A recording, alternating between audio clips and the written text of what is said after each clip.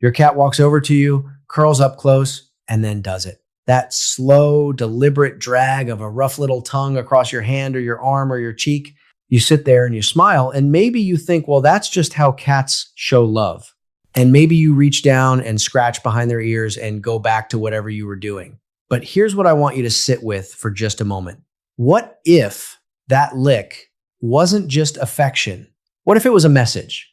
What if your cat was trying, in the only language available to them, to tell you something you've been missing every single time it happens? Because after a lifetime spent with cats in my clinic, I can tell you this.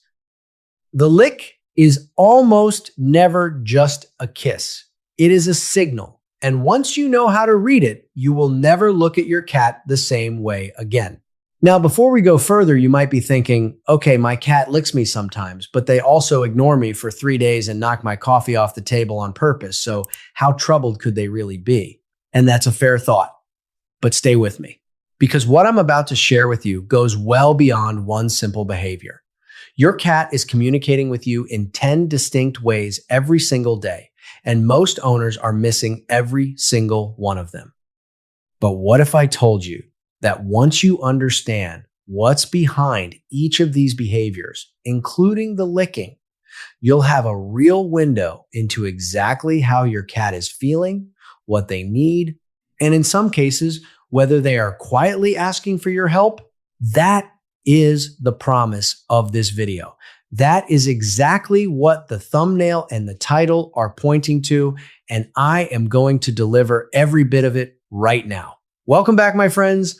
I'm James Pohl, your neighborhood veterinarian, and I am so glad you're here with me today. In nearly 40 years of practice caring for cats from tiny bottle-fed kittens all the way through their golden senior years, I have learned something that took me a long time to accept. Cats are not mysterious. They are not aloof. They are not emotionally unavailable. They are simply speaking a language that most humans were never taught to hear. And the conventional world, the quick vet visits, the symptom suppressing prescriptions, the expensive diagnostic panels, it rarely stops to listen to what the animal is actually saying. I have spent decades learning to listen, and today I'm passing everything I know on to you. If you're part of this community, welcome back. And I am grateful for every single one of you who keeps coming back to learn. If this is your first time here, take a look around. We recently did a deep dive into why cats stop eating and what it means for their gut health. And that video pairs beautifully with what we're covering today. I'll mention it again later. Here's what we're doing in this video. We are going through 10 behaviors that your cat shows you every single. For each one, I am going to tell you what it looks like, what is actually happening inside your cat's body and brain, and what your cat is trying to communicate. Some of these will surprise you. A few of them might worry you. And one of them, the licking, the reason you clicked on this video, is going to land very differently once you've heard everything that comes before it. Grab something to write with if you want. And if you haven't subscribed yet, please do it now. Before we go any further, this kind of holistic, root cause veterinary content takes real time to put together, and your subscription tells the platform it's worth sharing. Let's begin. Behavior 1.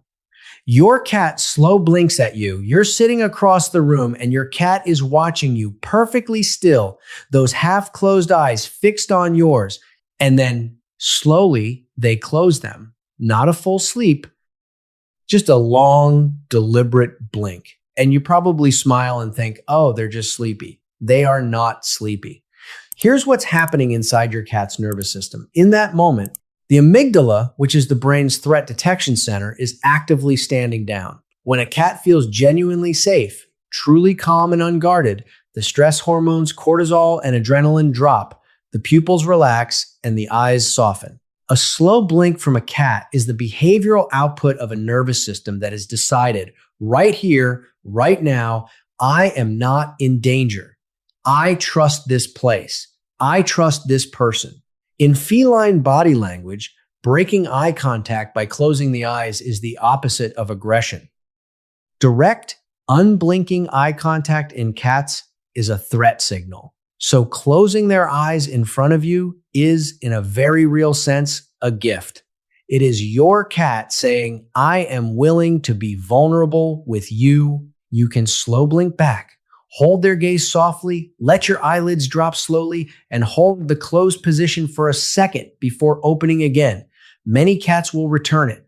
That is a real conversation happening between two species with nothing but eye movement.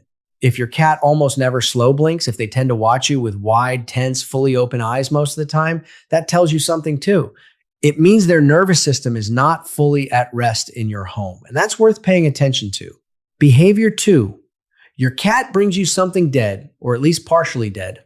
A moth, a hair tie, a toy they've carried from the other room at 2 in the morning while announcing themselves with that low, yowling cry, and you wake up and you see it on the pillow and you feel somewhere between touched and horrified.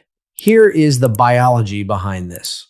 Cats are solitary hunters by nature, but they are also, in feral colonies, cooperative nurturers. A mother cat teaches her kittens to hunt by first bringing them dead prey, then injured prey, then live prey. She is building their skills in stages. When your cat brings you something, even a toy mouse, even a sock, they have categorized you as family, as someone they are responsible for. And this is them teaching you, training you, because in their assessment, you are a terrible hunter and they are worried about you.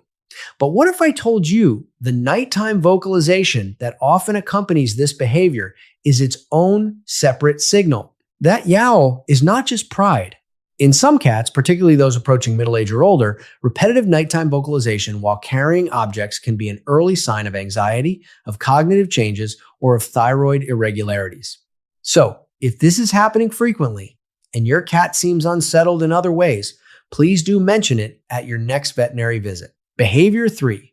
Your cat needs you. That rhythmic pushing motion, alternating paws pressing into your lap or your chest or your arm, sometimes with claws slightly extended, often with eyes half closed and a low vibrating purr. This one goes back to the first days of life. Newborn kittens need their mother's belly to stimulate milk flow. The motion is hardwired to feelings of warmth, fullness, safety, and deep comfort. When your adult cat needs you, they are not being kittenish in a diminished sense. They are experiencing a neurological return to the safest state their brain has ever known.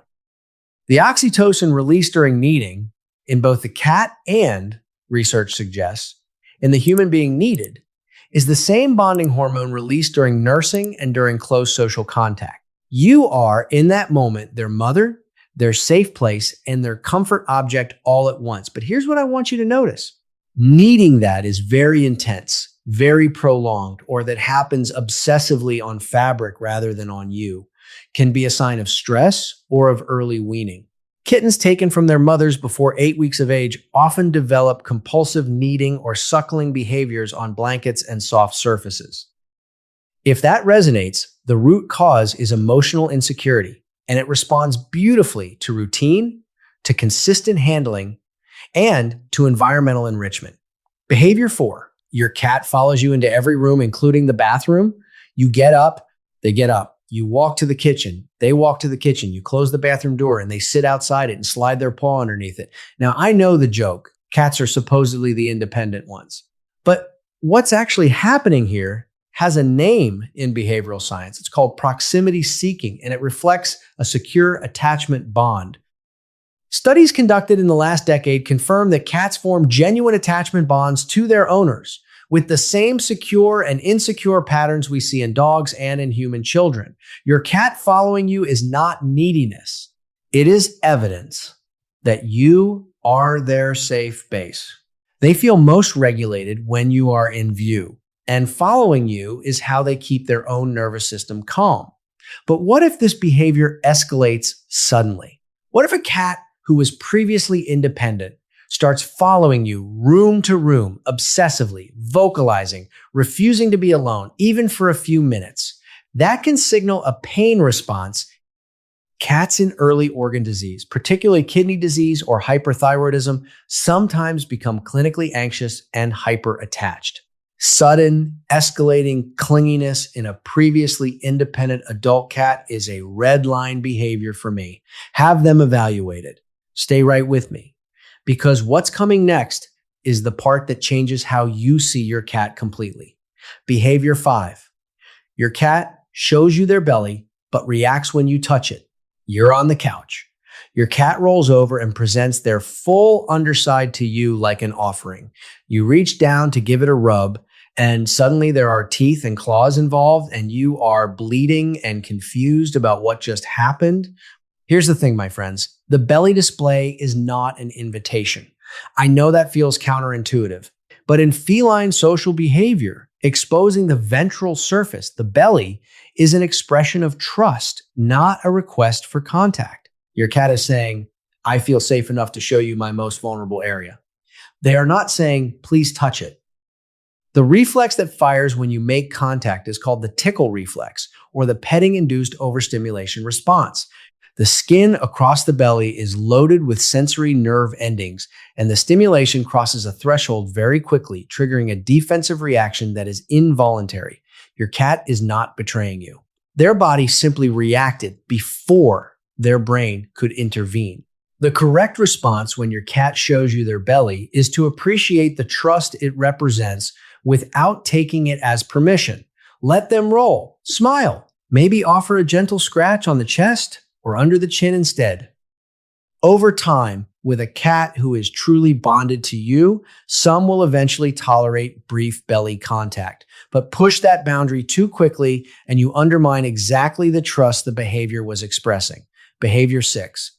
Your cat chirps or chatters at birds or insects through the window. That rapid stuttering sound, the jaw vibrating almost mechanically, that clicking, chirping noise your cat makes when they see a pigeon land on the windowsill or a fly cross the ceiling, you probably find it funny and a little bizarre. The chirp is a predatory frustration vocalization. The hunting motor sequence in a cat's brain runs through a precise chain: stalk, chase, pounce, catch, bite, kill. When a cat can see prey, but cannot complete that sequence because of a window or a screen, the sequence jams at the bite phase, and that jaw-trembling, chattering sound is the bite motion firing without a target. It's an overflow of thwarted motor energy. What this tells you is that your cat has a strong prey drive that is not being adequately expressed. And an indoor cat with a high prey drive and no outlet develops something I see regularly in practice: redirected aggression, anxiety-driven over-grooming, stress-related gastrointestinal problems. The fix is environmental: wand toys, puzzle feeders, short, daily, interactive play sessions that let your cat run the full predatory sequence to completion. Even 10 minutes of focused play in the evening can reduce over-grooming by a clinically significant margin. I've seen it over and over again. Behavior 7. Your cat grooms you. Not the licking we're going to get to, my friends. This is something slightly different. This is your cat deliberately grooming your hair or your eyebrows or the back of your hand with the same methodical strokes they use on their own coat. Allogrooming, mutual grooming between cats, is a social bonding behavior observed in cats who have close affiliative relationships within a colony.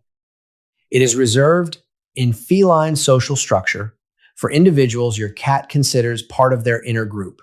If your cat grooms you, they have placed you inside their most trusted social circle. But here's the biological detail I want you to hold on to. Cats have specialized papillae on the tongue, those backward-facing, hollow, hook-shaped projections that feel rough against your skin. Those papillae are not just for texture.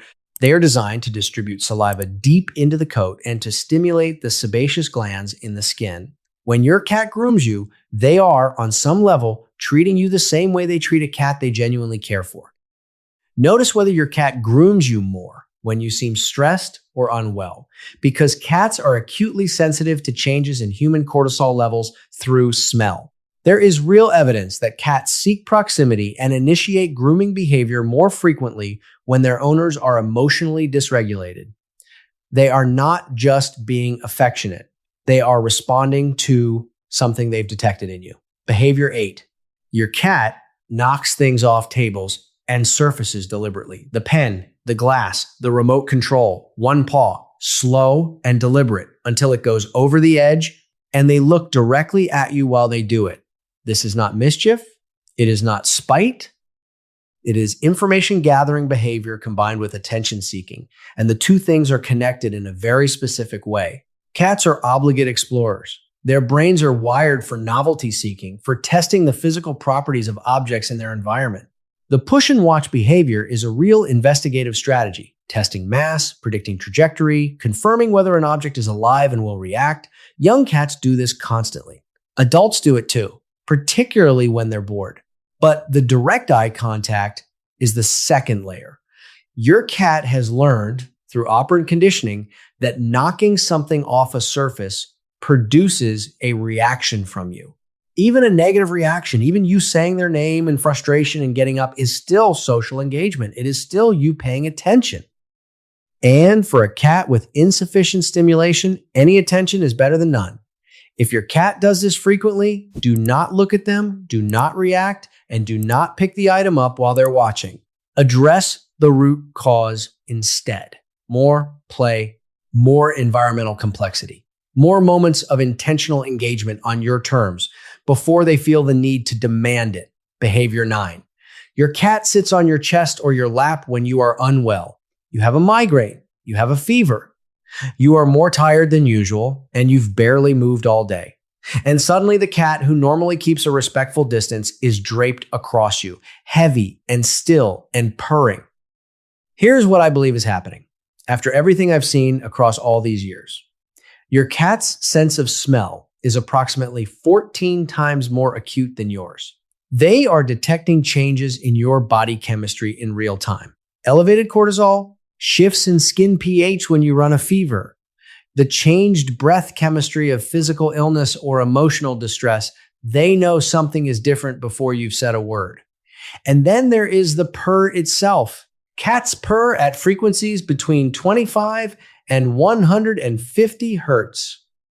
Vibrations in that range are associated in the research with accelerated bone density repair, reduction in inflammation, and the promotion of healing in soft tissue.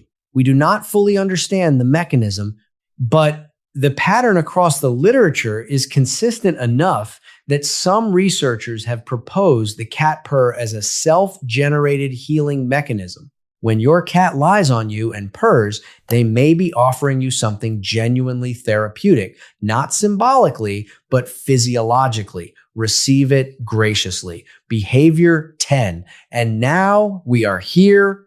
Your cat licks you. This is why you came. And I've saved it for last because everything we've covered has been leading to this, and now it will make sense in a way it wouldn't have 30 minutes ago. Your cat licks you with that rough, unmistakable tongue, and the first instinct is to feel loved, and you should feel loved. But what is the cat actually doing? The tongue of a cat is a sensory organ of extraordinary precision. Those papillae I described earlier are not just for grooming. They are loaded with chemoreceptors, sensory cells that sample chemical information and relay it to the brain for processing. When your cat licks your skin, they are reading you. They are tasting the sweat and the pheromones and the chemical markers that tell them your cortisol level, your recent movements, whether you've been near another animal, whether something in your body chemistry has shifted since the last time they checked. It is, at its most basic, a data collection event. Your cat is gathering information about you in the most direct way available to them. But there is a second layer, and this one is the one I want you to really hear. Licking in cats is also a social bonding ritual. It is what cats do to the individuals they claim as their own. And it is often initiated at moments of emotional significance, when you have been away, when you have come back, when you are still and accessible in a way you normally aren't. Your cat licking you is an act of claiming you and caring for you simultaneously. The third layer, and this is the clinical one, is stress. Some cats lick compulsively or with unusual urgency when their own anxiety levels are elevated. Repetitive, urgent licking that goes beyond normal grooming, that focuses on one area of your skin, that seems hard for your cat to stop, can reflect an anxiety disorder, an understimulated nervous system, or in some cases, an underlying physical issue. Compulsive licking behavior in cats should be taken seriously, not punished, and not ignored. So when your cat licks you, what are they telling you? They may be saying, I love you and I claim you. They may be saying, I am reading you and checking in. Or in some cases, they may be saying, I am struggling and I need more from my environment than I'm currently getting. All three of those messages deserve your full attention. But James, I hear this question sometimes. What if my cat has never licked me at all? Does that mean they don't feel that way about me? Absolutely not, my friends. Cats express affiliation in many ways. Slow blinking is licking, in a sense. Sitting nearby without contact is licking. Bringing you that toy at 2 in the morning is absolutely licking. The medium changes, but the message is the same. I am yours. I am here. Pay attention to me. And here is the biggest mistake I see cat owners make. They treat these behaviors as personality quirks, as the amusing background noise of sharing a home with a cat. They don't recognize the behaviors as a language. And because they don't recognize them as language, they miss the moments when the language changes, when the chirping stops, when the slow blinking disappears, when the cat who used to need and purr is suddenly distant and still. Those shifts are the ones I want you to notice. Because in my experience, a cat who goes quiet in all the ways we've talked about today is often a cat who is unwell. Your cats can't walk into the clinic and tell me where it hurts. They tell you every day in the only way they can. And your job, the most important thing you can do for them, is to learn to listen. Now, I want to give you one simple framework to take away from today. Pick 3 behaviors from this list, the ones you see most often in your cat. And for 1 week, write down when they happen. What were you doing? What time of day was it? How did your cat seem afterward? You don't need a notebook full of clinical data. You just need to start observing with intention. Because once you do, the patterns will emerge and you will understand your cat in a way that most owners simply never do. And please, if you notice sudden changes in any of these behaviors, particularly if your cat stops eating, stops grooming themselves, starts vocalizing excessively at night, or seems to be in any kind of physical discomfort, do not wait. A veterinary exam is not an overreaction. It is your most powerful tool. These home observations are preparation and prevention. They are not a substitute for professional care when your cat needs it.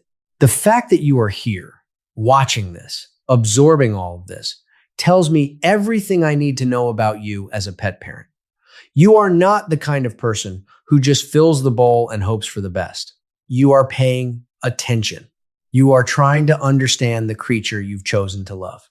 And that, my friends, is the most important thing you can give any animal. Not just food, not just shelter, but the effort to truly see them. Your cat is watching you right now in one way or another, maybe from across the room, maybe from your lap. And they have been trying to talk to you this whole time. Now you know how to listen. If this video gave you something real today, please hit the like button. That signal tells the platform that this kind of thoughtful, holistic, root cause content belongs in front of more cat owners. And it genuinely helps me reach people whose cats might need exactly this. Subscribe if you haven't, because we have so much more coming. And I want to ask you something in the comments. Tell me this. What is the one behavior your cat does most often? The one you've always wondered about? Write it down below. I read every single one, and your question might become the next video. Give your sweet cat a gentle scratch behind the ears for James tonight. Tell them you see them, because now you really do. Stay safe, my friends. Trust your instincts, and I will see you in the next one.